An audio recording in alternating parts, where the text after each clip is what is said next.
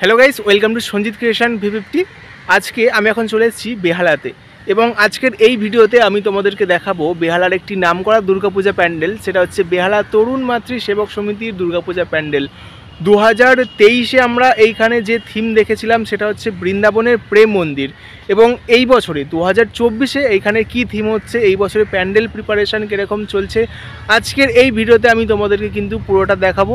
আমি অলরেডি এখন চলে এসেছি বেহালা তরুণ মাতৃ সেবক সমিতির যে দুর্গাপূজা প্যান্ডেল গ্রাউন্ড সেখানে। আর এই যে ব্যাকগ্রাউন্ডে দেখতে পাচ্ছ প্যান্ডেল তৈরির যে প্রিপারেশান, সেটা কিন্তু ইতিমধ্যে অনেক দূর কাজ এগিয়ে গেছে। তো কীরকম কি কাজ চলছে সেটা আমি তোমাদেরকে আজকের এই ভিডিওতে দেখাচ্ছি। এবং বেহালার সবকটা প্যান্ডেল ভিডিও কিন্তু আমার এই চ্যানেলে তোমরা পেয়ে যাবে, একে একে কিন্তু আমি আমার চ্যানেলে আপলোড করে দেবো সবকটা প্যান্ডেল ভিডিও। বেহালার যে কটা নাম করা দুর্গাপূজা প্যান্ডেল আছে সবকটা, তো তার জন্য সাবস্ক্রাইব করে রাখো। আজকের এই ভিডিওতে আমি তোমাদেরকে দেখাচ্ছি বেহালা তরুণ মাতৃ সেবক সমিতির 2024-এর দুর্গাপূজা প্যান্ডেল। তো তোমরা দেখতে থাকো, আশা করি ভালো লাগবে এবং আজকের ভিডিওর মাধ্যমে তোমরা জানতে পারবে এই বছরে এইখানের শিল্পীকে এই বছরে প্যান্ডেল থিমে কি হচ্ছে। তো দেখতে থাকো, আশা করি ভালো লাগবে। সো গাইস, এই হচ্ছে 2024-এ বেহালা তরুণ মাতৃ সেবক সমিতির ব্যানার। আর এই বছরের যে থিম সেটা দেখতে পাচ্ছ মহীশূর প্যালেস এই বছরের থিম। আর এই বছরের প্রতিমা শিল্পী হচ্ছে পদ্মশ্রী শ্রী সনাতন রুদ্রপাল। প্রতি বছরই প্রতিমা শিল্পী হয়ে থাকেন এখানের সনাতন রুদ্রপাল, এই বছরেও সনাতন রুদ্রপাল হয়ে থাকছেন প্রতিমা শিল্পী। আর এই যে ব্যানারের ব্যাকগ্রাউন্ডে দেখতে পাচ্ছ প্যান্ডেল কিন্তু তৈরির কাজ চলছে। তো প্যান্ডেল কীরকম কী কাজ চলছে আমি তোমাদেরকে দেখাচ্ছি, চলো।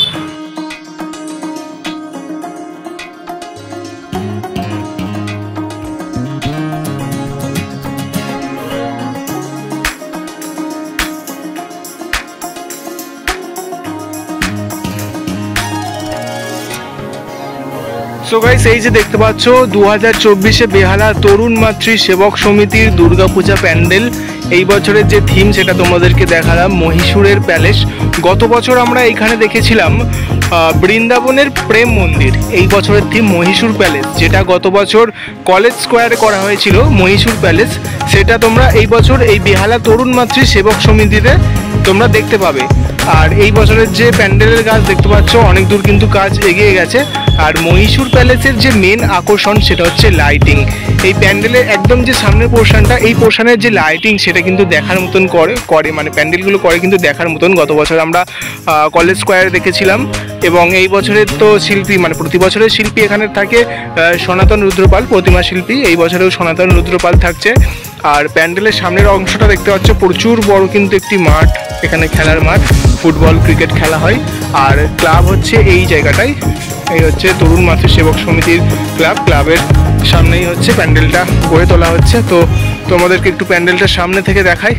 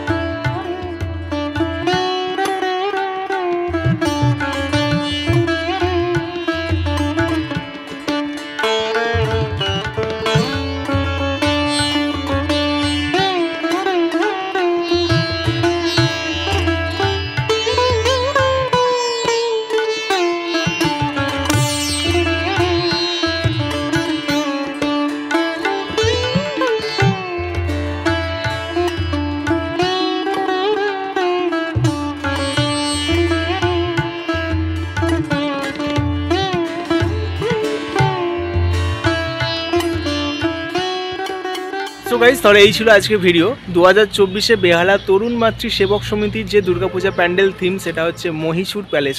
এবং এই মহীশূর প্যালেস তৈরির যে কাজ এখন কত দূর এগিয়েছে, এখন বেশি দিন আর বাকি নেই দুর্গাপূজা, আর 40 দিনের মতন বাকি আছে। এবং এই 40 দিন আগে বেহালা তরুণ মাতৃ সেবক সমিতির যে দুর্গাপূজা প্যান্ডেল প্রিপারেশান সেটা কীরকম চলছে, এই বছরের প্যান্ডেল থিম কি হচ্ছে, আজকের এই ভিডিওতে আমি তোমাদেরকে পুরোটা কিন্তু জানানোর চেষ্টা করলাম। এবং বেহালাতে কিন্তু অনেকগুলো প্যান্ডেল হয় যেগুলো খুবই কিন্তু নাম করা, এবং সবকটা প্যান্ডেল কিন্তু আমার চ্যানেলে তোমরা পেয়ে যাবে, একে একে আমি কিন্তু আপলোড করে দেবো।